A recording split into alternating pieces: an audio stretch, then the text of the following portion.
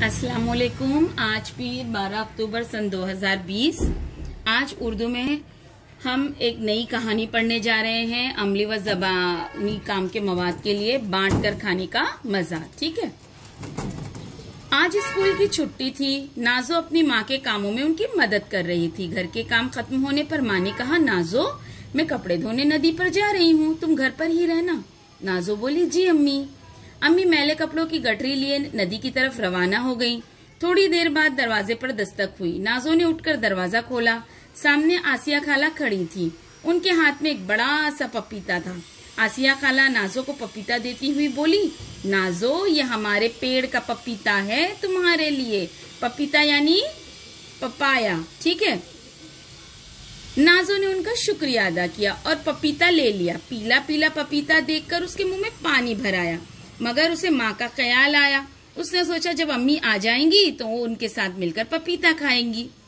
दोपहर में अम्मी आई। नाजो ने अम्मी को बताया कि आसिया खाला ने पपीता दिया है। माँ ने कहा, ठीक है, शाम को तुम्हारा भाई आरिफ और तुम्हारे अब्बू आएंगे तो सब मिलकर पपीता खाएंगे। नाजो अच्छी बच्ची थी, माँ की बात मान गई। शाम को आरिफ और अब्बू आ गए। नाजो दौड़कर पपीता ले आई और अब्बू के सामने रख दिया। अम्मी ने बताया कि ये पपीता आसिया खाला ने दिया है, ये उनके पेड़ का पहला फल है। अब्बू ने छुरी मंगाई और पपीता काटा।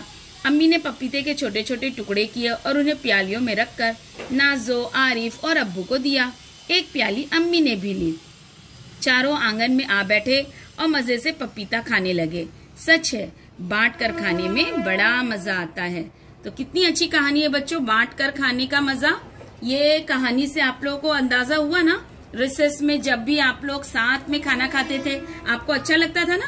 साथ में आप लोग सब 5 से 6 बच्चे मिलकर अपने टिफिन बांट कर जो खाते थे, अकेले खाने में बिल्कुल मजा नहीं आता। स्कूल की यादें ताजा हो गई।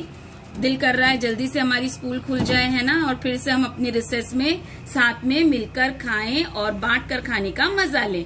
तो आज आपको ये कहानी एक मर्तबा इस तरीके से अच्छे से पढ़नी है और ग्रुप पर लिखकर सेंड करना है। ठीक है बेटा।